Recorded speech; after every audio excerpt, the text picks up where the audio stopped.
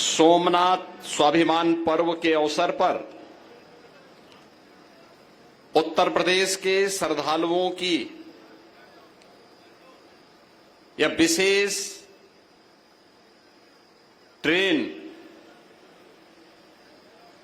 जो विभिन्न तीर्थों को होते हुए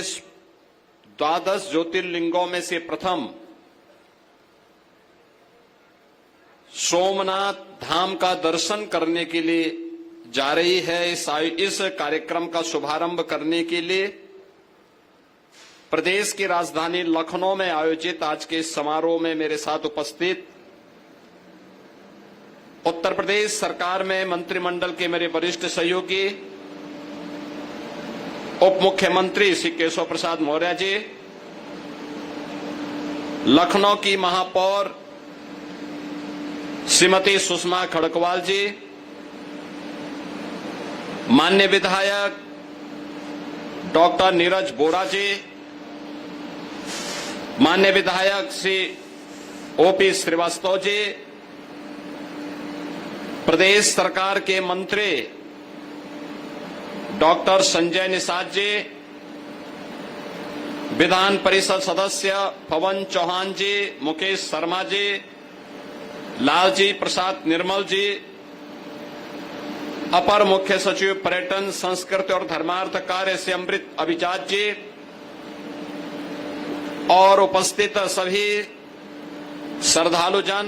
बहनों और भाइयों, मैं सबसे पहले सोमनाथ स्वाभिमान पर्व के इस आयोजन के अवसर पर प्रदेश की राजधानी लखनऊ में उपस्थित आप सभी उपस्थित श्रद्धालुओं का, नागरिकों का प्रदेश सरकार की ओर से हृदय से स्वागत करता हूं, अभिनंदन करता हूं। ये हमारा सौभाग्य है कि आज पूरा देश भारत के यशस्वी प्रधानमंत्री श्री नरेंद्र मोदी जी के मार्गदर्शन और नेतृत्व में अपनी गौरवशाली विरासत के साथ साथ आधुनिक विकास के नए युग में प्रवेश किया है। बहनों और भाइयों, आज का ये आयोजन इस बात का प्रतीक है कि भारत के शास्त्रों की मान्यता के अनुसार जैसे आत्मा अजर है, अमर है, जीवन की शाश्वतता का प्रतीक है, ऐसे ही सनातन आस्था भी उसी अजर अमर पथ का एक प्रतीक है। हम सब ने देखा है भारत की सनातन संस्कृति पर हमले दर हमले होते गए, लेकिन इन हमलों ने भारत की आस्था को न डिगा पाए, न हटा पाए और न झुका ही पाए। 1000 वर्ष पहले 12 ज्योतिर्लिंगों में प्रथम देवादिदेव महादेव के प्रथम ज्योतिर्लिंग सोमनाथ भगवान के मंदिर पर विदेशी आक्रांता महमूद गजनवी के नेतृत्व में एक कायराना हमला होता है। ये हमला वर्ष दर वर्ष बढ़ता गया। वे भारत की धन संपदा को लूटते गए, मंदिरों को पवित्र करते गए, भारत की सनातन आस्था पर प्रहार करते गए, लेकिन भारत के सनातन धर्म की आस्था अपने भगवे पताके के साथ पूरी मजबूती के साथ खड़ी रही। और 1000 वर्ष के बाद जब हम देखते हैं तो भारत की सनातन आस्था पूरी मजबूती के साथ दुनिया के अंदर कदम से कदम मिलाकर के आगे बढ़ रही है, लेकिन आक्रांताओं का कोई नामो निशान इस धरती पर नहीं बचा हुआ है। यही है यतो धर्मस्ततो जय का शंखनाद, जिसको आक्रांताओं की बर्बरता रोक नहीं पाई, तोड़ नहीं पाई, झुका नहीं पाई, और सनातन की सी आस्था का आयोजन है सोमनाथ स्वाभिमान पर्व। बहनों और भाइयों, स्वतंत्र भारत में हर भारतवासी की इच्छा थी, हर भारतवासी अभिलाषा रखता था कि भारत को केवल राजनीतिक स्वतंत्रता नहीं बल्कि भारत की सांस्कृतिक स्वाधीनता भी भारत को प्राप्त हो। इसके लिए लगातार उस प्रकार के प्रयास को आगे बढ़ाने के लिए प्रयास हुए, अनेक ओर से आवाज उठाई गई, लेकिन भारत माता के महान सपूत, भारत की अखंडता के शिल्पी लौह पुरुष सरदार वल्लभ भाई पटेल ने सोमनाथ के तट पर ही सोमनाथ मंदिर के समय की दुर्दशा को देख करके संकल्प लिया था कि सोमनाथ मंदिर का पुनरुद्धार होगा,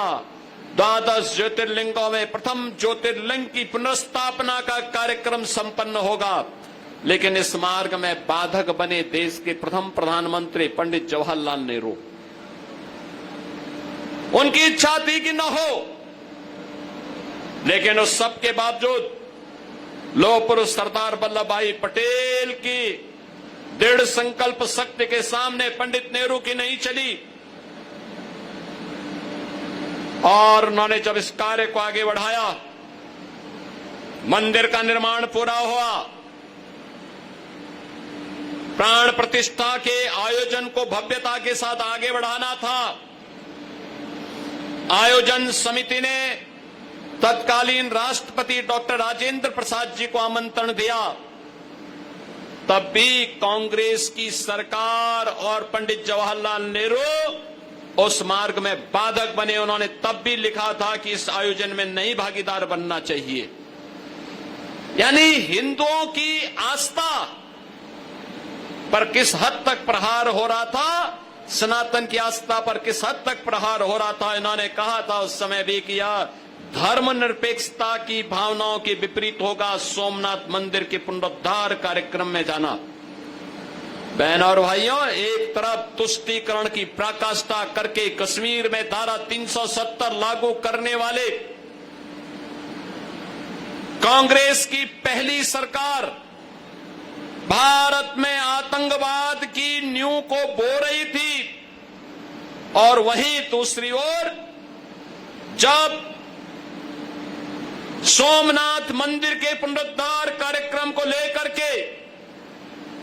लौह पुरुष सरदार वल्लभ भाई पटेल के संकल्पों को आगे बढ़ाने के साथ तत्कालीन आयोजन समिति ने देश के प्रथम राष्ट्रपति को लाने और आमंत्रण देकर के इस कार्यक्रम को आगे बढ़ाने का कार्यक्रम अपने हाथों में लिया, तो कांग्रेस की वही सरकार इसमें विरोध कर दी। लेकिन हम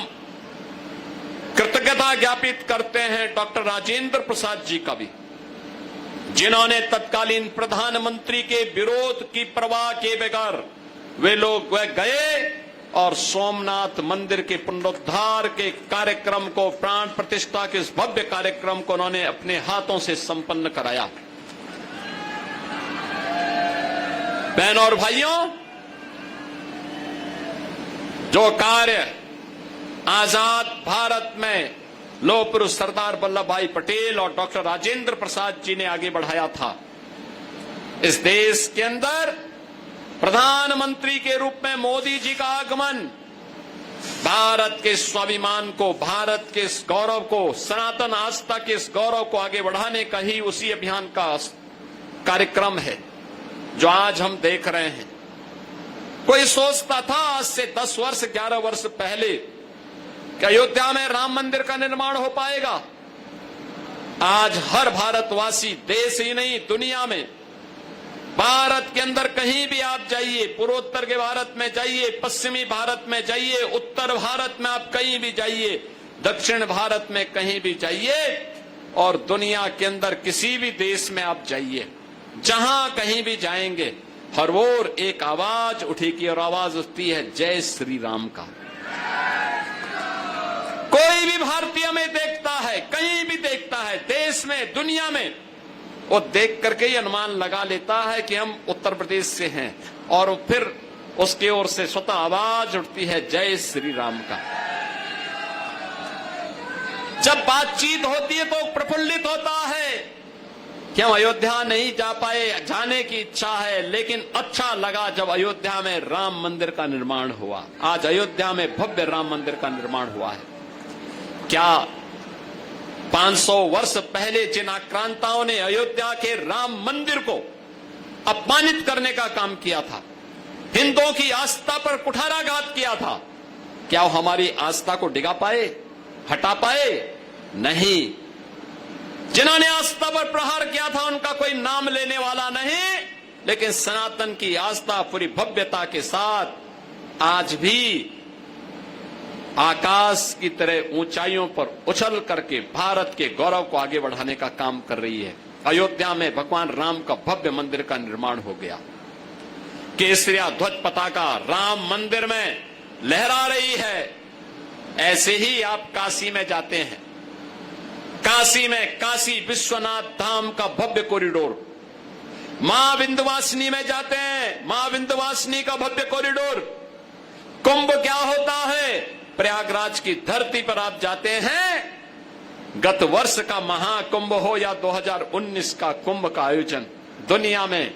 सांस्कृतिक आयोजन किस रूप में होने चाहिए उसका प्रतीक महाकुंभ ने समरसता के आयोजन के रूप में हम सबका ध्यान आकर्षित किया।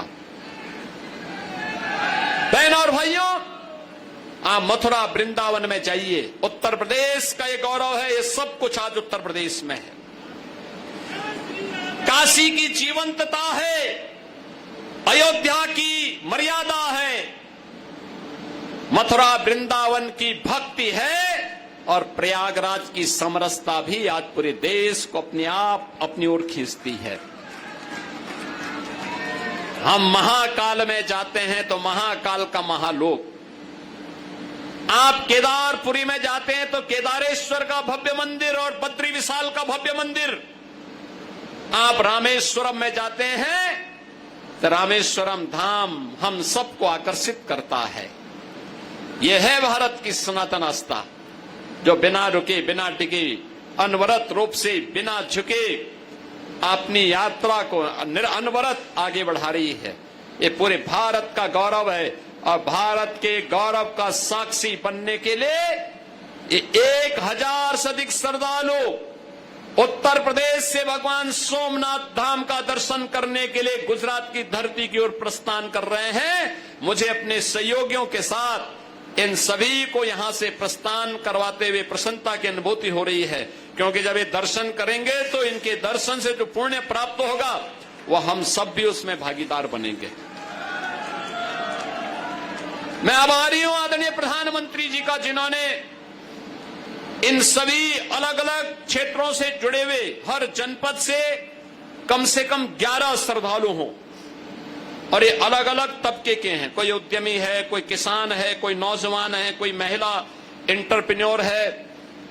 कोई छात्र है, कोई शिक्षक है। ऐसे 1000 श्रद्धालु यहां से जा रहा है। रेलवे ट्रेन फ्री दे रहा है, बाकी खर्चा पर्यटन और संस्कृति विभाग उठा रही है, और ये लोग यहां से यात्रा करते हुए हर हर महादेव की गूंज के साथ काशी और अपने अपने क्षेत्र के ज्योतिर्लिंग और तीर्थों के जल को लेकर के भगवान सोमनाथ का जब अभिषेक करेंगे तो भगवान सोमनाथ का आशीर्वाद हम सबको भी प्राप्त होगा। आज के इस अवसर पर इस यात्रा को प्रारंभ करने के लिए, सहयोग देने के लिए रेलवे को, केंद्रीय पर्यटन और संस्कृति मंत्रालय को हृदय से धन्यवाद देता हूं। आदरणीय प्रधानमंत्री जी का आभार व्यक्त करता हूं, और इन सभी यात्रियों की शुभ यात्रा के लिए, मंगलमय यात्रा के लिए अपनी शुभकामना देते हुए अपनी वाणी को देता हूं विराम। आपके राज्य की खबरें, आपके शहर की खबरें सबसे पहले जानने के लिए देखते रहें अमर उजाला। चैनल को सब्सक्राइब जरूर कर लें और पाएं हर अपडेट।